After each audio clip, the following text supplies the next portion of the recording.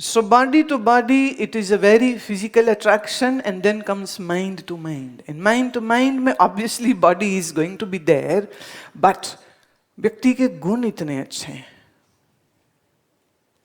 अच्छा लड़का बड़ा हैंडसम हो, ये बने हैं, एब्स बने हैं, all muscle man like that, और अकल के नाम पे पिद्दी हो,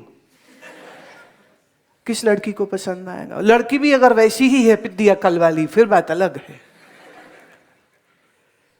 तो यहां भी कुछ, ये ऊपर वाले माले में भी कुछ होना चाहिए, नहीं होना चाहिए? ये ऊपर का फ्लोर खाली पड़ा, कभी यूज ही नहीं हुआ अगर, तो what is mind? So learning, common sense, intelligence, intuition, ऐसे गुण जिसके अंदर हो, और मन से मन का आकर्षण जो बनेगा, ये अब शारीरिक आकर्षण से कई लेवल ऊंचा हो गया. लैला और मजनू में वही था. नहीं तो लैला जरा से भी सुंदर नहीं थी, कोई खूबसूरती नहीं थी. मजनू एक अच्छे परिवार से था, लेकिन फिर भी मन से मन जुड़ा. कैसे? मन से मन जुड़े ऐसे कुछ गुण अच्छे थे, उन गुणों का एक लगाव, उन गुणों से एक मैत्री, उन गुणों से एक दोस्ती हुई और बेहतर हो गया.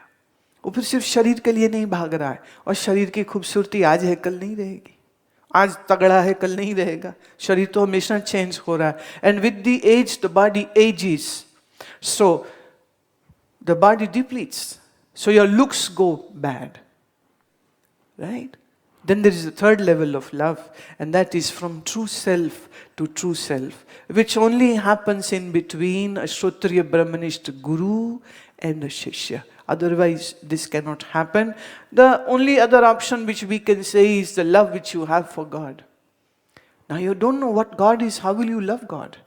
Then the other option comes is साकार वाला भगवान, द सरगुण भगवान. तो कृष्ण जी हैं, राम जी हैं, शिव जी हैं. जब इनसे किसी को बड़ा प्रेम हो जाए, तो इसमें शरीर इन्वॉल्व नहीं है, इसमें मन इन्वॉल्व नहीं है. हाँ, इसे हम कह सकते हैं आत्मा से आत्मा का प्यार. अब आत्माएं कई नहीं होती हैं, इसलिए ये शब्द I am not very happy with this word. आत्माएं कई नहीं होती हैं, आत्मा एक ही है. तो तीन तल की इस मोहब्बत में जो शरीर का प्यार है, इसी को हम कहते हैं सेक्स. जो मन के तल का प्यार है, इसे हम कह सकते हैं प्रेम. और जो सेल्फ या आत्मा के तल का जो प्रेम है, इसी को हम इश्क कह सकते हैं. Don't mix up these two things. इश्क माने आध्यात्मिक प्रेम का नाम इश्क होता है. अब ये लड़का लड़की के बीच में जो हो रहा है, इसको आप इश्क बोले. Are you getting the point? लेकिन वो उसको कहे मुझे तुमसे इश्क हो गया है, तो बिना समझे इश्क क्या होता है, बहुत बड़ी बात हो गई है. तो चलो अब हम साथ रहेंगे, घर वाले नहीं रखते तो चलो फांसी लेके इकट्ठे मर जाएंगे, घर से भाग जाएंगे. क्यों? क्योंकि इश्क हो गया. और फिर वो इश्क वाले गानों को एक पूरी प्लेलिस्ट डाउनलोड होके कान में हेडफोन्स, इश्क हो गया, इश्क हो गया. ये पागल हो. It is just a physical desire. That is it, nothing more than that. I'm not saying it is wrong. Absolutely not. But for everything, there is a time, and everything should be understood what it is before you indulge in that. Right? ये तो वही बात हो गई. एक लड़के के number बड़े अच्छे आ गए 12वीं में. वो कहता पप्पा आपने कहा था बाइक लेके दोगे, दो बाइक लेके दो. ले बेटा अभी ले. मैं अभी लेके आया. अभी लेके आया? अरे सरप्राइज. इतने में पप्पा आ गया, हाथ में बाइक लेके. ले बेटा, चलाते रहे. दिन भर न तेल खर्चा हो न कुछ, और बाहर भी जाने की जरूरत नहीं, कमरे में ही चलाते रहना. तो ये तो दिल बहलाने वाली बात हो गई. ये सच की बाइक थोड़े ना हुई है. तो इश्क क्या है ये समझे बगैर सब इश्क इश्क इश्क इश्क. माने it's a free country, you can use whatever word you like to do, but who can stop you? But still you should know what is the correct usage and what is not correct usage. और हमारे इस देश में जो physical relation भी होता, उस relation से पूर्व कहते थे नहीं भी ब्याह होना चाहिए, ब्याह होना चाहिए, let the families be involve so that there is a responsibility sense in between the male and the female. It is not that you come together, have good time and then go left and right and malum hi nahi, which is getting so common these days. Which is getting so common these days. And they say, well, it is a freedom. It is a freedom and I can do whatever I want to do. Fine, do it. But my dear, now there is another research which has come out, and that is when a male and female get together, they get intimate, their physical interaction will leave these certain residuals in the female body are left. It keeps running in the blood. And these residuals, which are the body fluids of the male in the female, these residuals will be then changing the nature of the girl's mind. So if you ever, if say any woman is having multiple partners or 2 or 3 people with whom she was involved, then this means the residuals of these 3-4 men will be running in her blood. And that is going to create a havoc in the mind. हमारी जो application है अमृत वर्षा, मैं ये इसका link जरूर उसमें post करवा दूंगी. Please watch that research, please read that research nicely before you move ahead and से जी क्या फर्क पड़ता है. बहुत फर्क पड़ता है. तो शरीर को एक भोग की वस्तु नहीं देखा जाना चाहिए. ये शरीर मंदिर है. इसलिए हमारे भारत में फिजिकल रिलेशन का जो संबंध है वो तब तक समाज और व्यक्ति को परमिशन जब तक नहीं मिल जाए, आशीर्वाद जिसको हम कहते नहीं मिल जाए. और विवाह को तो हिंदू धर्म में यज्ञ बोलते. यज्ञ माने कोई धार्मिक कार्यक्रम हो रहा है. तो एक स्त्री एक पुरुष जब आपस में जिंदगी बिताने का फैसला लेते हैं तो इसको उन्होंने कहा कि ये एक धार्मिक अनुष्ठान है. इसलिए देवी देवताओं का आवाहन करना, विष्णु का आशीर्वाद लेना, भगवान का आशीर्वाद लेना, ऋषियों का आशीर्वाद लेना और अपने घर के बड़े जनों का आशीर्वाद लेना. क्योंकि अब आप दोनों के द्वारा एक नई सृष्टि की रचना होने वाली. जैसे बीज अच्छा होगा तो फसल अच्छी होगी, ऐसे जब स्त्री पुरुष का शरीर अच्छा होगा तो उनके जो बच्चे पैदा होंगे बहुत तेजस्वी, बहुत ओजस्वी बच्चे पैदा होंगे. पर जब बीज ही खराब है तो उसे फसल अच्छी कैसे होगी. अगर आपने सुना हो आजकल अगर कहिए 10 बच्चे पैदा हुए तो उनमें 8 को जॉन्डिस हो जाता है. जॉन्डिस के साथ बच्चे पैदा हो रहे. दिस मीन्स माँ और बाप का लीवर ऑलरेडी कॉम्प्रोमाइज्ड था. मतलब they were physically not ready to be a father or a mother, but nobody gives this attention and nobody is teaching them. Hence आज शादी हुई तो 1 या 1.5 साल में बच्चा पैदा हो गया और फिजिकली वो फिट हैं या नहीं हैं ऐसा उनको मालूम नहीं. इसलिए अगली अब जो जनरेशन हो रही है ये और कमजोर हो रही है. They are getting weaker. They are getting sickler. जल्दी बीमार हो जाते. इम्यूनिटीज कम है. आंखों में चश्मे 50 के बाद चढ़े फाइन, अगर 50 से पहले चढ़ गए not a good thing. It's a degeneration of your optic nerves. How can that be good? Diabetes 50 के बाद भी नहीं होना चाहिए पर हो जाए. मैं कहूंगी चलो आपने ठीक से खान पान नहीं किया पर 10 साल 12 साल के बच्चे को डायबिटीज हो रहा है तो क्या ये अच्छी बात है. नाक फूट जाती बार बार, खून बहे किसी के, वो कहेंगे जी गर्मी थी ना इसलिए नक्सीर फूट गई. नहीं नहीं नहीं नहीं नहीं, इसका सिर्फ गर्मी से रिलेशन नहीं है, उसका लीवर कॉम्प्रोमाइज्ड है. बात समझ रहे. तो शरीर सिर्फ भोग की वस्तु नहीं है पर शरीर एक साधन भी है, जिंदगी जीने का भी, साधना करने का भी, योग करने का भी, और स्वस्थ शरीर से फिर आगे स्वस्थ बच्चे को जन्म देने के लिए भी, क्योंकि इसी प्रोक्रिएशन से तो सृष्टि चल रही। अब आपके सवाल लेते हैं। My question is that we are always taught to follow truthfulness, but when we run a business, we have to manipulate some facts or over-exaggerate about the company or the produce so that we can get more clients. How right is this? And what is the proper way to do that? सच यही है कि हमारे समाज में झूठ की भांग पड़ चुकी है और बिना झूठ के कुछ चलता नहीं। वाणी में, गुरु नानक की वाणी में एक पंक्ति आती है, पापा बाजों होवे नहीं मोया साथ न जाए। ये रुपया बिना पाप किए कमाया नहीं जाता और मरो तो साथ नहीं जाता।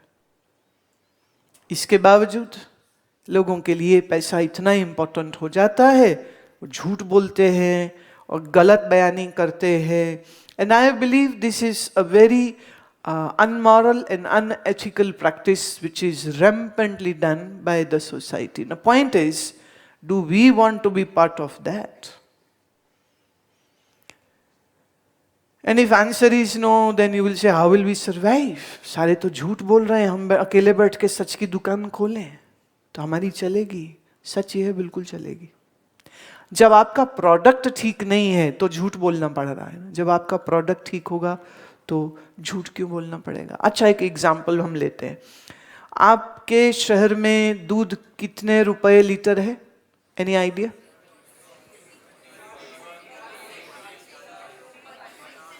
40? अच्छा ठीक है ना भाई, 40-42 में कितना फर्क पड़ गया? 40 रुपया, राइट? अब वो जो दूध आपको मिलता है वो अडल्ट्रेटेड है या नहीं, उसमें टॉक्सिन है या नहीं, उसमें एंटीबायोटिक है तो नहीं, कहीं उसमें कोई हार्मोन है तो नहीं। बहुत ये विषय अब धीरे धीरे लोगों के ध्यान में आ रहा है। जैसे दिल्ली में सबसे ज्यादा बच्चों में अस्थमा हो रहा है।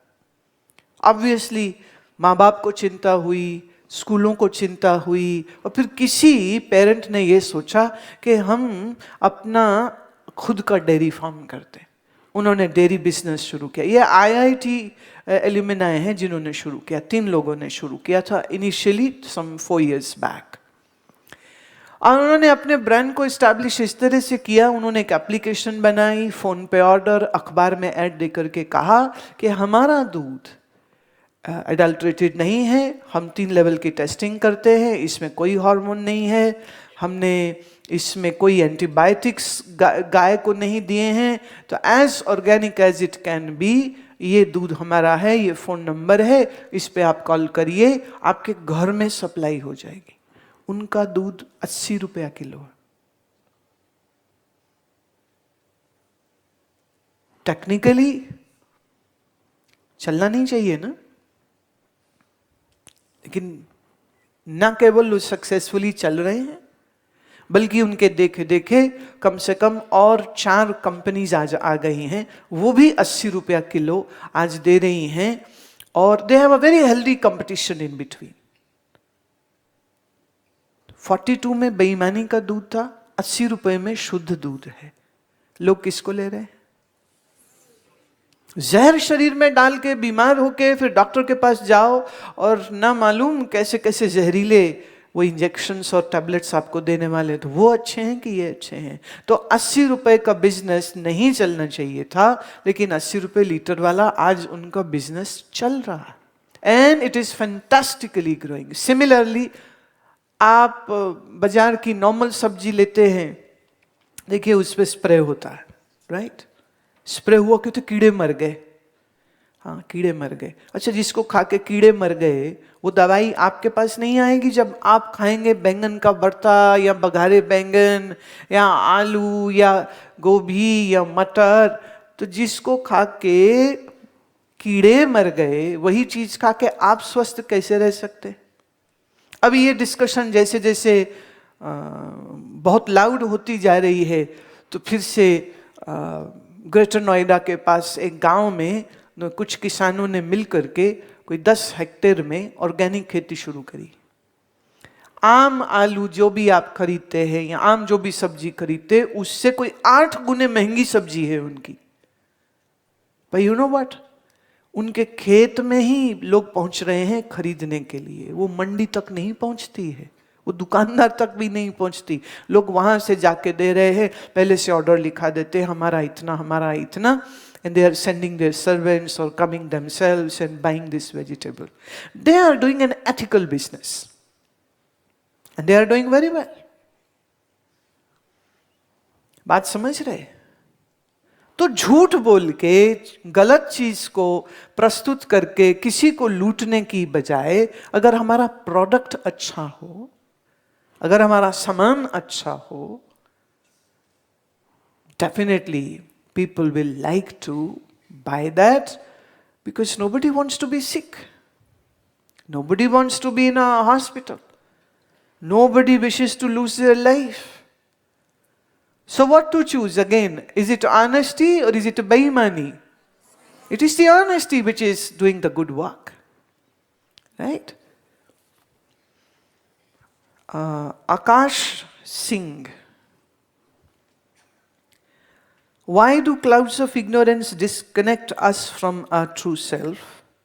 And what is the main purpose of our lives?